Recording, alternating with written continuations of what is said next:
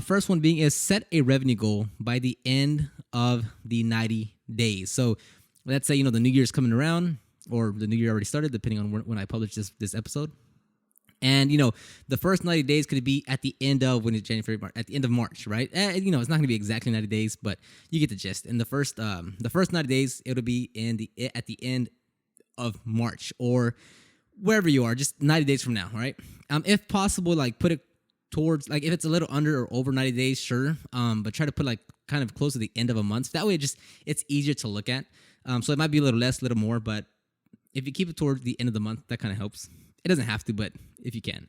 Okay, so set a revenue goal at the end of the 90 days. That way you have a target that you're looking at every single day. So let's say it's going to be, making up numbers here, just make sure that these aren't any, I'm not giving you any scientific numbers right here, but let's say you want to make $1,000 in the first 90 days. Okay, so I want you to write on a piece of paper, on a sticky note, put it in your phone, generate $1,000 in revenue by March 31st, or whatever the date might be for you, okay? Write the specific amount that you want and the date. Do that and have it plastered everywhere. Have it on your laptop, on your phone, on a sticky note, on Word. Like just always always look at that number. That way you always know what the goal is that you're striving for, okay? Next is, this one is important. It's going to be a little hard to gauge if you're not really used to planning. But this one is going to be focused on an achievable goal more than an aspirational goal. So what I mean by that is, if this is your first time starting your business, if you are very limited on time, energy, finances, even if you're limited on the skill set of detailing, doesn't make sense to be like, you know what, I want to make $5,000, $10,000 in the first 90 days. That's more aspirational. I'd be like, that'd be really nice. That'd be so cool. You have the mentality of like, oh, if I hustle and don't sleep, and that's that type of goal. But I want you to set an achievable goal, again, because we want small wins underneath your belt when you're first getting started. Okay, like I don't want you to go and hit a home run. I don't want you to go and steal it. I just want you to give a good at bat.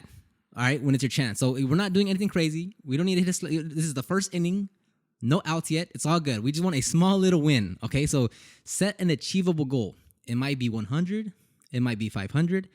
It might be 5,000. I really don't know. That's up to you. But set an achievable goal. At least right now, right? As your business progresses, you'll make those goals bigger and bigger, from 1,000 in 90 days to 5,000 in 90 days to 10,000 in 90 days to 25,000 in 90 days. It's going to change as your business progresses, but focus on achievable, not aspirational. Next is break down the math to see what you have to do to reach your target goal. Okay, so if you want to make $1,000 in 90 days, okay, what services can you offer? Again, I don't like giving black and white statements of like, offer this services at this price. It's going to be dependent on what you can offer based on the tools and products that you have and based on the skill set and experience that you have. Okay, so I can't sit here and say, hey, charge $25 for a wash. Why? Because, well, I don't know what you have. I don't know your skill set. I don't know the area. I don't know any of that. So regardless of what service you're going to do or how many you want to do, break down the math. If you want to make $1,000 in 90 days, okay, just see, first of all, make an audit of what services you can actually offer, right?